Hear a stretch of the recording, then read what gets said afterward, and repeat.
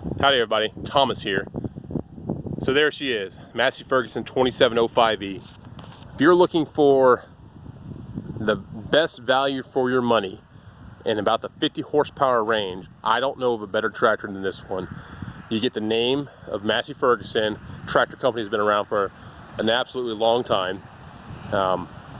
Whenever I was looking for a tractor to upgrade, because initially I had my John Deere 3032E, loved that tractor, it was great. But of course, as you get older and you get bigger toys, so I had my bigger sawmill, my Timber King 1400, I needed a larger tractor that could lift larger logs. And this tractor met every wicket that I was asking it to do, and it was within my price point. I wanted to stay below $30,000, and that would also include a tractor that included a front end loader, a set of forks, and a box blade, and a bush hog, which I got after the fact because they had to have it on order. This tractor stayed within my budget with some some left over. So I'm going to go over what I like about this tractor, and there's a few little things that I don't like, and there's a few little things I'm going to upgrade. I've talked about this in the past, but now that I have 71 hours on this tractor, I can give you the most accurate, up-to-date review thus far. So on the front there, I have the bucket currently. The loader is removable. Me and my situation and what I use it for, I don't really believe I'll ever remove the loader, but for some people that is a function that they would like to have. On the front of the loader, you have this little leg right here that's folded up. That will actually kick down, and then you also have how it sits into this, not a cradle, but it's essentially you have a little cradle here at the top. You've got this inch thick steel, I mean just massive steel, that's connected to the frame itself with a little subframe assembly. Very stout. One thing I'm always concerned about when you're getting a tractor that has a removable front end loader is how secure is that connection? Will there be movement? So what I mean by that is, if I load this sucker up with say a 2,000 pound log, and I'm going over ground that's maybe not the flattest, and I've got some bumps, I don't want to see my front end loader shaking left to right. I will say this one has not done that. It doesn't creak, it doesn't pop, it is tight, it is stiff. Now it is a new tractor, and maybe over time it may do that, but to this point I have not seen the movement, and I'm very happy with how stout this front end loader is. This front end loader, I don't have the spec sheet in front of me, it lifts around 2,400 pounds. You put on a set of forks there, you maybe take 150 pounds away from that, whatever that may be, but it has no problem lifting any of the logs on my property. I have not found a log that I've wanted to put on the mill that this will not pick up. There are some things that it has not been able to pick up, but it can lift its own self up. But for log wise, this loader has lifted everything I've asked it to lift, no problem. The tires, highly recommend the R4, whatever industrial type tires. These are the Titans. I've had these on John Deere tractors, we've had these on Kubota tractors, we've had these on all sorts of tractors. They're great tires. We've run the absolute just tar out of them. On my dad's tractor, I think it's over 2,000 hours, has the original set of tires on it. Now we've had to plug it, don't get me wrong, we've plugged them before, but fantastic tires, and I always suggest getting the suckers filled in the back with fluid. So, cockpit, again, I'm a big dude, size 15 foot. I have ample room to put my foot anywhere on the step that I want to. When I get into the tractor, I have plenty of room to walk around, to scoot around the steering wheel before I sit down. And I'll show you that at the end of the video, how I can actually maneuver in the tractor. One thing that I do, want to change is the fact that right now, this is a metal deck, and as you can see, I've got some rust happening there. This is because this is where my feet typically are. I will use the tractor in wet conditions when I'm outside and just wet for my boots. Long story short, rubbed it down to bare metal.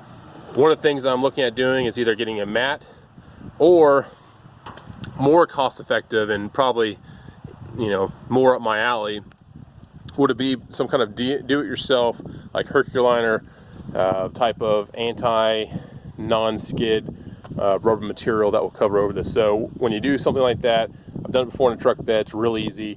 You'll scratch it up, scuff it up, some Scotch-Brite, get all the rust and everything off, get it nice and dry, put some acetone on it, alcohol, whatever, get it nice and dry, get all those oils off, put the sucker down, put a second coat if you want to, and it lasts for a very long time.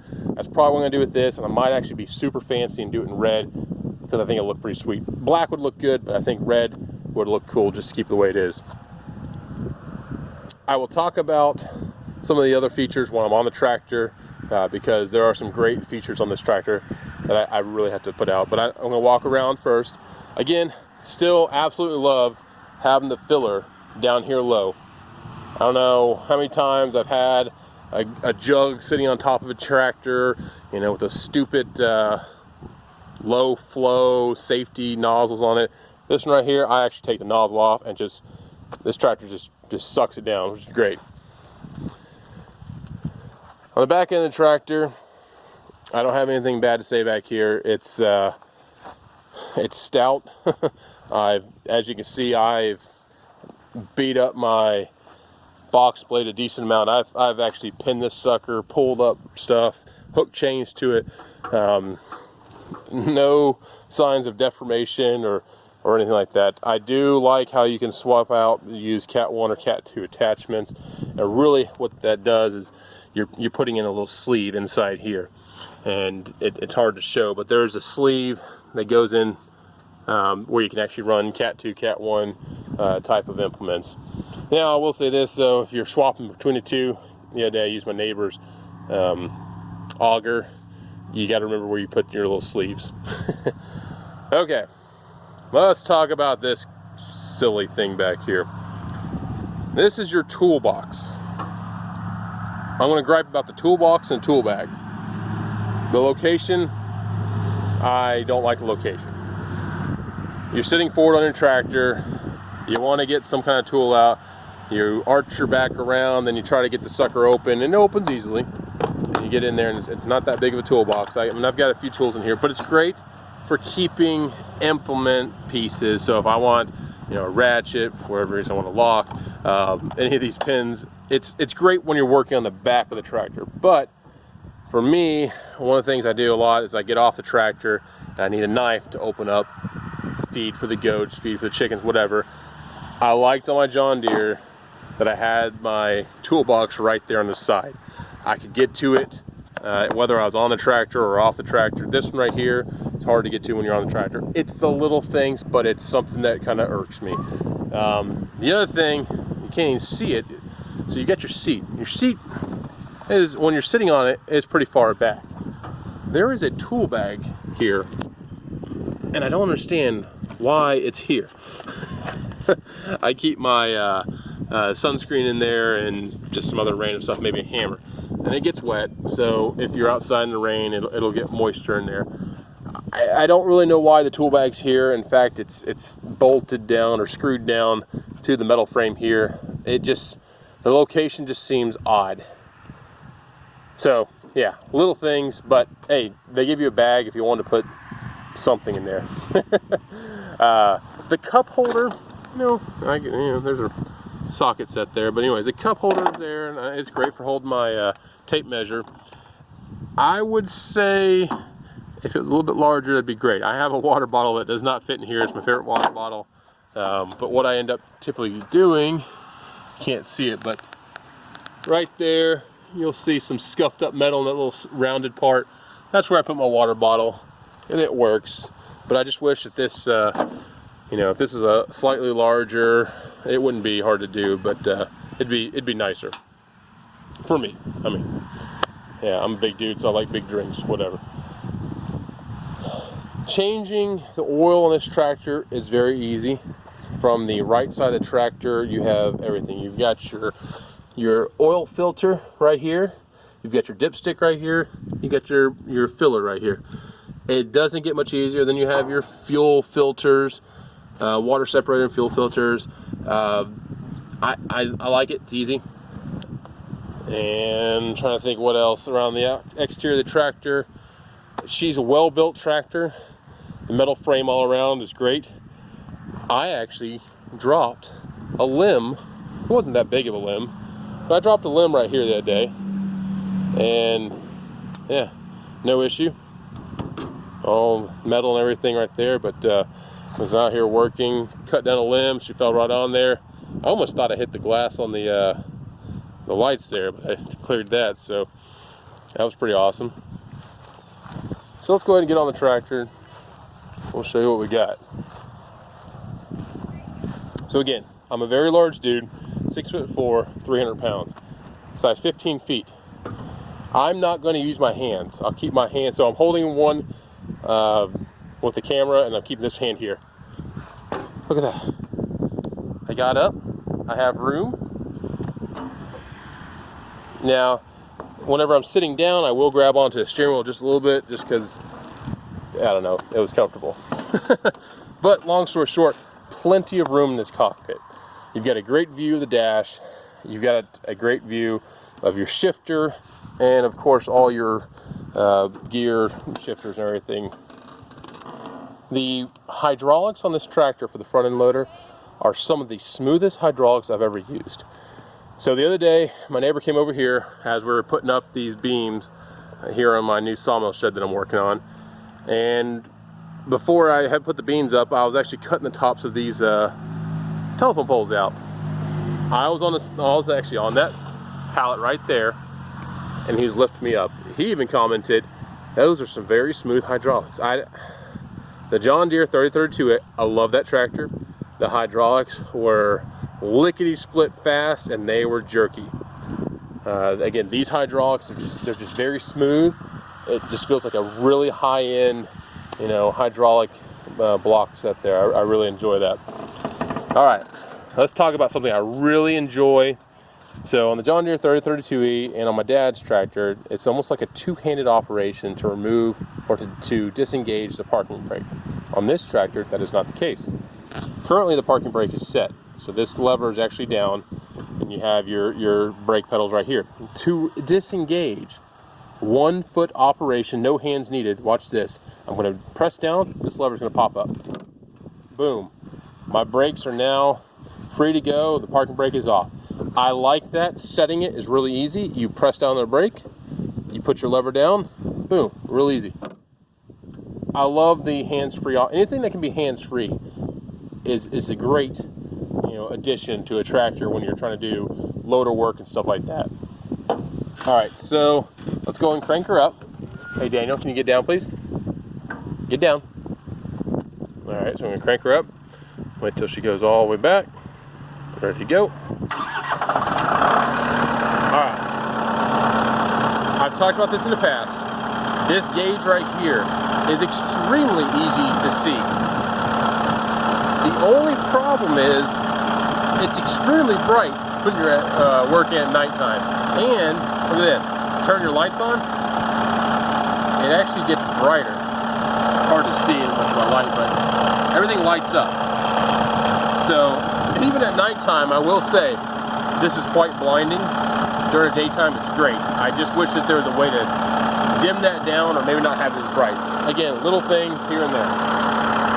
Something else I really enjoy, or really think is a great safety feature, this PTO engagement. On the John Deere, you have a simple button that you push down to disengage and you pop up to engage. This one's a little more work, but that's a good thing. There will be no accidental engagements of this that I can think. I can't think of a situation where you would accidentally engage this. Now, someone could probably prove me wrong, but for me, you really have to think about when you're engaged this. So you press down, you turn, and you pop up. It's engaged. You can see on the dashboard there. However, the